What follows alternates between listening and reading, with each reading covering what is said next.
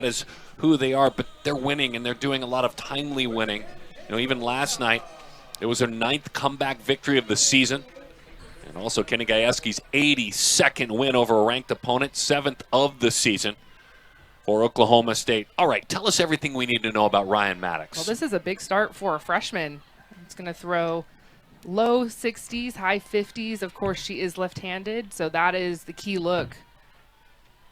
On a deep staff for Arizona, it's going to throw that curveball right there. Left-handed batter at the plate, and Talon Edwards is going to run that curve away. So we keep an eye on the movement. Left-on-left matchup to start things. Edwards takes high and inside and off the plate, and that nicked her. So right away, trying to go away and then back in. She is burned just a bit, and so you've got good speed. Here's what you talked about to crank things up right away. And you can see in our frame, all of a sudden, right before first pitch, started raining a little bit here at Hillenbrand. It's kind of been that sort of day today where the rain comes, it's here briefly, then it goes away. It's not dramatic rain that is expected. As a matter of fact, you had to dig hard in any sort of a forecast to find it. Kind of sporadic. Almost the feeling of we've landed in Seattle, that in and out quick rain. You know that feeling. Here is the aforementioned Tia Warsup, drops that one down, foul up the line. Tia last night scored a run, drew a walk, and was 0 for 2 otherwise. But what a year it has been for the talented athlete, hitting .414. Walks enough, that on-base percentage .488. And if she does get on, she can go 15 stolen bases.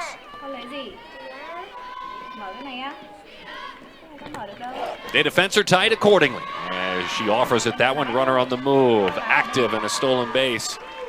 It's not a failed hit and run if the runner steals a base at all. It's just a good old-fashioned stolen base. Absolutely. You have that hit and run in motion, and if it's a ball, you're taught to swing through it a little bit late if you can, protect your teammate. It also helps just having that situation with a left-handed hitter up at the plate with Sydney Stewart, the catcher, being a right-handed catcher.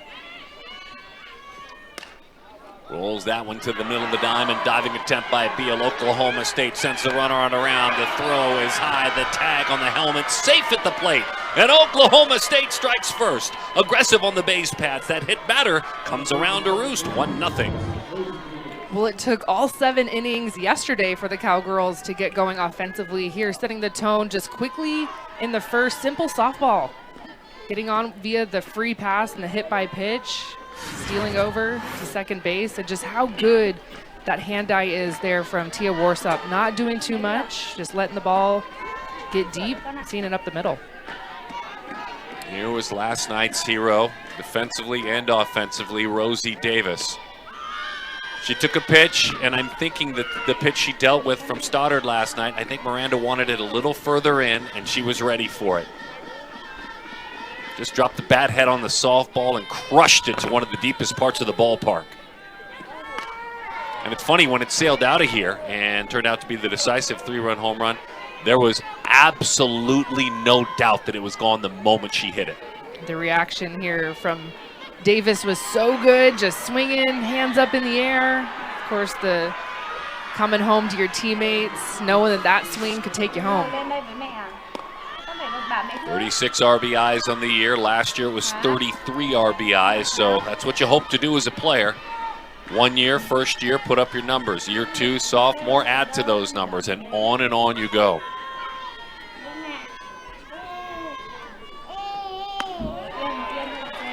Turned that one over as it dots the outside corner. 2-2. Missed last year because of an injury. Turned out to be a redshirt year for the Gatorade Player of the Year in 2023, which, by the way, tip of the cap to that, out of Clovis North High School in Fresno. Boy, she's got to get rid of it. Can't do so in time. Little swinging bunt, slow roller that hugged the line. Sniffin played it back. I'm not sure if she comes and gets it. You tell me. You have to come get this, obviously. I don't know if it's right here, the decision. You see, she doesn't even move her feet. And in softball, if your feet aren't moving, bad things are happening. If she takes a couple of steps forward, maybe throws on the run, she has a cannon and have a chance. Well, what a start. You can almost feel a little bit, and it's funny, you have your meal, You go to sleep, you get up, you have your breakfast, you have your scouting meeting again. All that goes on between last night's end and tonight's start, you have batting practice, and yet you can feel the momentum and the confidence.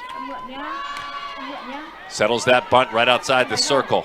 Got to get to the bag. She does. Devin got back there, popped the tag on her. Devin had vacated her spot, Devin Netz that is, in order thinking to make the play, but she hustled back nicely. Good bunt. That was almost adventurous defensively. Arizona's very fortunate they're able to get an out. Well, when Ryan grabbed it on a hop, she actually turned and thought she had to play at third. That's when things got really unique for her.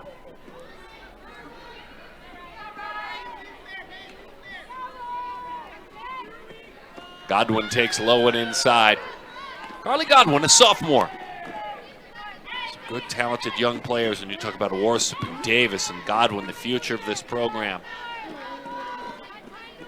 Patient hitter. She's walked 16 times on base. Close to 450 for Carly. 1 for 4 last night.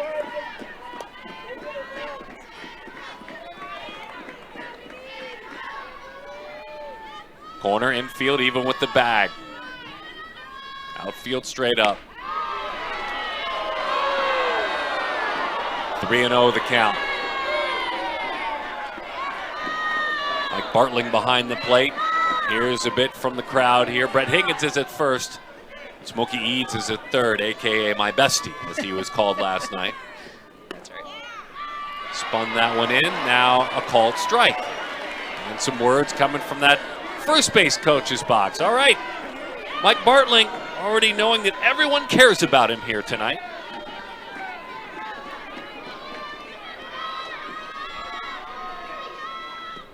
Young Maddox sees that one shot foul. Kenny Gajewski, look out over there. Oh, man.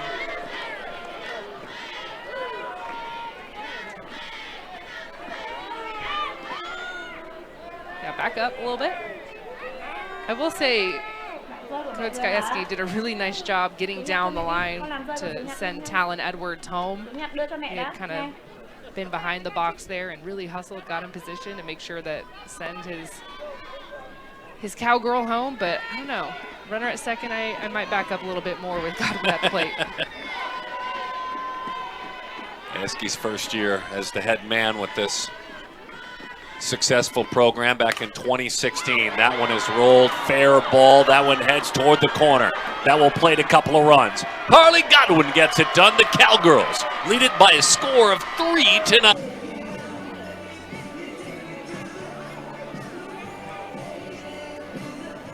Looks like when they come out, they're going to let us know that, as we have heard, the call will stand.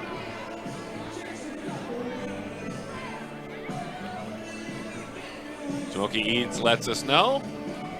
Fair ball. And this is the kind of start the Cowgirls wanted.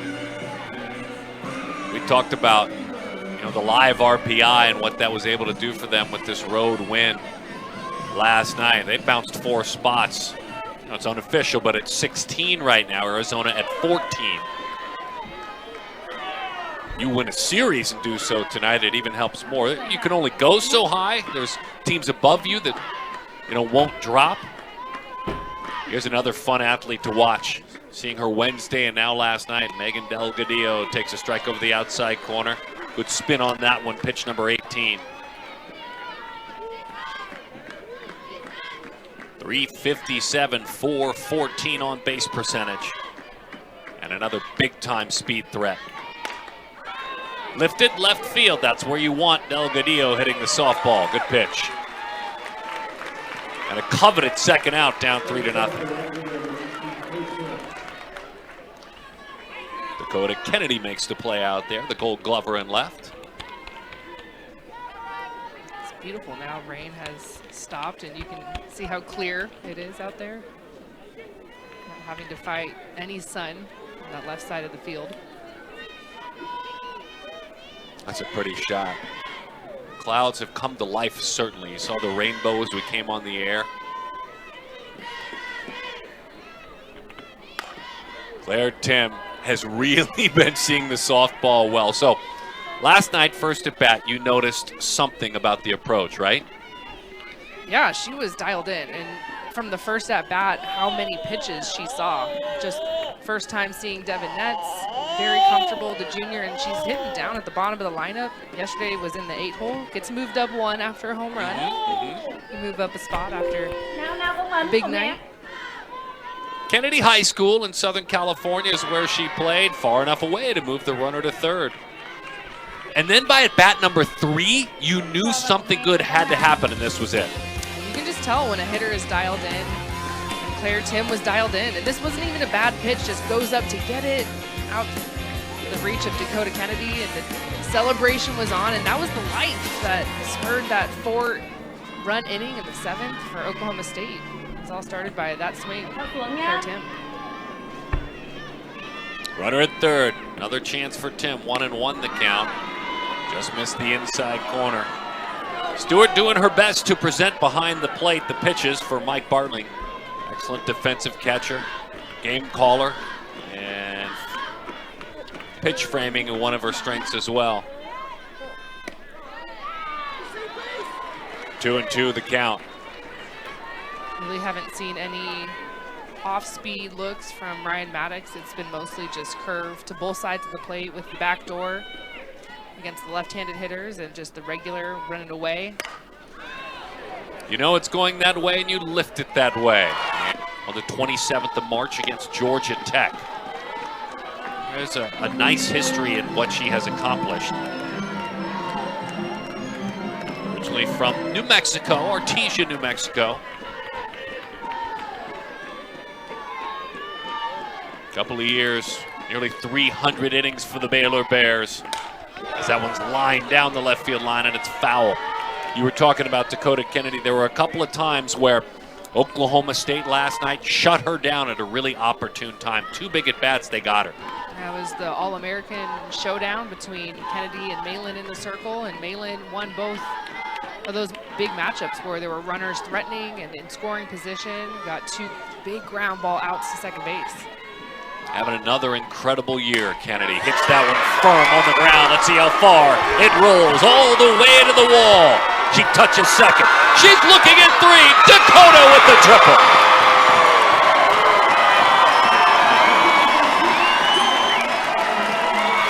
You were saying? Yeah, ran through a stop sign there. This is the hitter that wants to get things going, especially about having a hitless night. Last night, watching her run the bases here, scorches this ball. You can see where Delgadillo was shaded way over the other side. And she can see that ball in front of her as a base runner. You can watch her not look up to Coach Lappin in the third base box at all. She was going 3 head down, ball in front of her. It's pretty fun to watch. On the ground, it's grabbed. And turned into an out. That's a nice play by Riley Crandall. Shockey just trying to slap that one right past the circle, couldn't do so. Glove went down quickly. That's very difficult to do in the circle.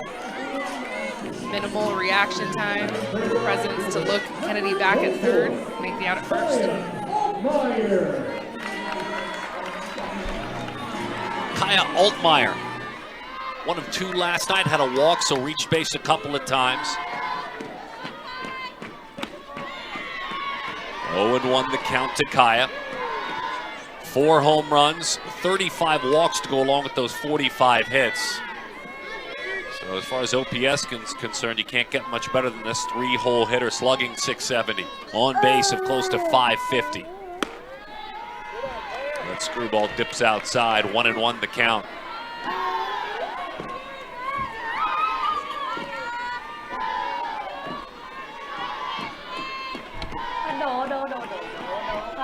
Patrick Henry High School, a San Diegan out of Southern California. 2-1 the count. Altmaier has a great eye at the plate. One of the most patient hitters in this Arizona lineup. Now. She rolls in her career at about a .440 on base percentage. That's since she walked in the door here. Those numbers for the daughter of Julie and Greg have been pumped up even more so this year. You may remember Sis Sierra, softball player, UC Santa Barbara. The Gauchos. Firm but away. does she expand the zone. It's exhausting facing hitters like this, though, isn't it? I would always rather face a free swinger at the plate. So 1-3-2. Lines that one to left field, toward the wall. Off the glove out there of Warsip, and a run will score. Running hard, Altmaier with a big turn, and it's 3-1. Kaya Altmaier puts a solid at bat on Oklahoma State. When you see a lot of pitches, it always favors the hitter, so she draws the count to full, forces Crandall to bring something over the heart of the plate. This was a good effort out and left by Wartop off the end of the glove, and the race is on. Dakota Kennedy scores, another runner in scoring position, and Darren, you love to see the response for Arizona. Of course, Oklahoma State jumps out 3 runs in the first, but Arizona hadn't scored since the first inning of it yesterday, so you know the dugout, a little bit of life, much needed for the Wildcats. Someone kiddingly said before the game on our production team, as Devin Netz takes strike one, the dangerous Devin Netz, that we may be playing a 15-14 game. That's kind of an expert account at this point. We may be playing a 15-14 game. We'll see. Sorry, pitchers, that I just said that. Oh, I know. I get it. Offense gets ratings, all right? Beautiful changeup, 0-2 the count on Nets. So we talk about the power. It's double-digit home runs to go along with the 14 wins as a pitcher. One of the best in the conference with 12 home runs. Devin on the ground. The big shift was on with 3 defenders over there, which had Megan Bloodworth slid on over and fires it on across in time for the out. Trying to keep it at 1, 3-1 the score. Nets is erased, and now it's the catcher, Sydney Stewart.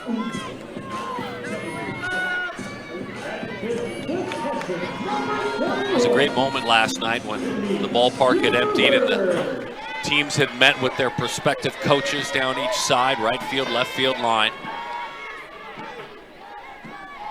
When Sydney Stewart rocked across, and right about home plate, she met up with Ruby Malin.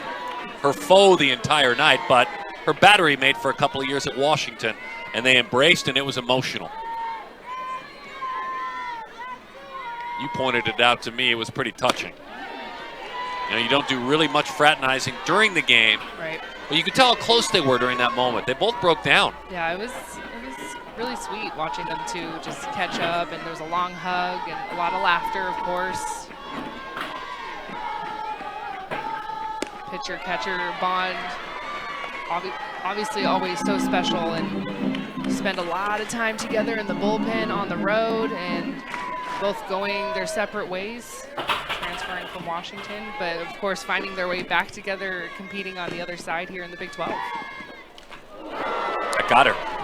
It's a little bit too far in with the screwball that time. And an opportunity for a hitter who's also a pitcher. Just respecting the power that Sydney Stewart has. Got a little bit too in. Miranda Stoddard last night reached a couple of times, couple of walks, one of them a bases loaded walk. Stoddard shoots that one right back to the screen.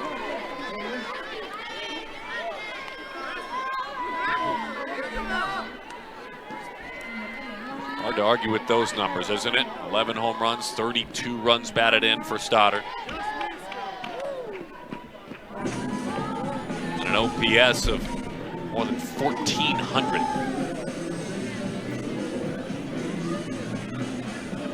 Pitching coach for Oklahoma State, Terry Eberly. All-American, Big 12 Pitcher of the Year. Huge addition for Coach Gajewski. Also adding Vanessa Shippey on staff, Big 12 Player of the Year. We were talking about Amber Freeman, the new addition for Arizona, assistant coach on the other side, and I was thinking, wow, like both of these staffs just absolutely loaded with All-Americans, conference players of the year, staying in the game, especially very young in their careers as well. And coaches, head coaches that is, that are in 2 different places, one a little bit more veteran, and the man on that side, and a more younger coach, albeit a long-time assistant, now a fourth-year head coach. But both of them, despite their experience level as head coaches, are really solid delegators. If you bring, and you could speak to this, seeing the Arizona program up close a little bit more, if you bring in someone that's talented, sure, you mentor them and you guide them, but you also trust them. And adding the third coach was so huge for our sport. There's so many young players that are turning into coaches. We're talking about young in their careers that have so much knowledge, and for them to exit our sport if they want to stay in it. And so now we have the ability to pay those coaches, keep them in the game. It's just so important for the development of the game. Look at Freeman talking hitting right there. That's a great shot. Just talking, hitting. Hot shot out to third. Excellent play. Ask Weber State. They know her name. She went into the 5th inning against Weber State. You could argue, well, this is a different kind of vibe or energy, but good pitching's good pitching. In that game, it was a win into the 5th inning. She went 5 against Central Florida. That was a win. What are some of the checkpoints you look at when you're watching Ryan Maddox if she's to be on? Location, and there was a little bit of that, maybe some dancing around the zone, and balls were in the dirt a little bit. Just below the knees, or so we're told. It's always tough first inning as a pitcher. You've got to find the strike zone. You've got to figure out what is going to be called. Sometimes zones can be lower, higher, of course, in and out. 3-1 the count. We'll warn you, and you'll love this if you're a Cowgirls fan, this is a hitter that lives for the 3-1 count. This is a hitter that if you make a mistake, it'll be dancing in the bleachers out there in left field. Work with big power, big raw power. So you pitch her like that, right on the black of home plate. You could tell she was looking inside. And when you have a 3-1 count, you have the luxury of splitting the plate and really just going all in on one side of the plate. But Ryan Maddox goes outside. The DP loads that back leg up and rolls it out towards short. The sure-handed shortstop Taylor Beal, it's out number 1 as she zips it on across to Devin Nance. Well, that is what Coach Lowe is looking for out of her freshman in the circle. Falling behind, of course, 3-0, but getting back in the count and making sure you do not allow that leadoff runner on, especially the 8-hole hitter. Really nice response from Maddox in the circle. I think Bloodworth was 1 for 3 last night. That unique wide open stance, then she closes it up and takes strike 1. Last 10 games have been good to her. She's got 8 hits in those 10 games. She's been hit 3 times. That's nearly a 380 on base. She homered against ASU. As a matter of fact, the last 10 games, she's got 2 homers.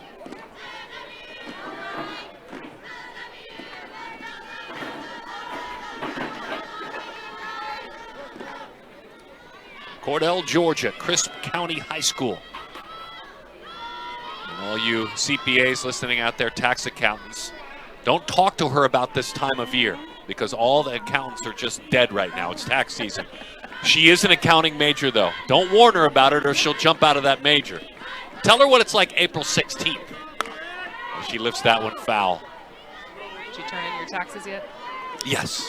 Yes. I don't like that stress. Just get it over with. I speak of it because I have a rookie, a daughter, who graduated Northern Arizona, but she's out in the real world now, and this is her first tax season as an accountant. Man. We haven't seen her in weeks. As an accountant, yes. Yeah. Not as an earner, but yes, she's both.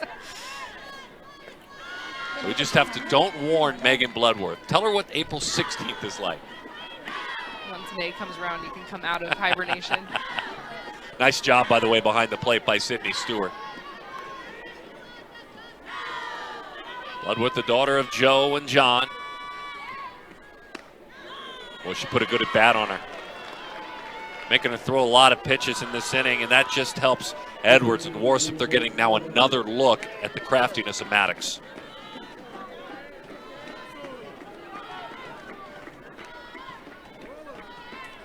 Well, if I'm Arizona, I'm not very comfortable walking and giving free passes to hitters that are in front of Talon Edwards. This is a hitter just absolutely dialed in.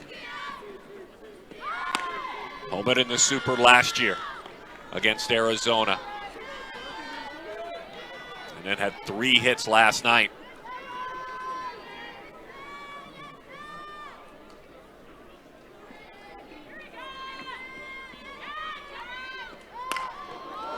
that one deep toward left field, just shy of the track. Play is made out there by Dakota Kennedy. Here's with this uniquely gifted athlete who only started 6-7 times last year. Only had 30 total at bats. And she kind of lost that spot in the fall, but when others puttered around her a bit, she stepped in and she hasn't let it go. It's always such an impressive thing for players to enter the lineup when they haven't consistently been. That's a great play by Kiki. You are exactly right. Kiki with an amazing play. Watch this hop. Whoa! Not that glove. From her knees, Escobar dynamic.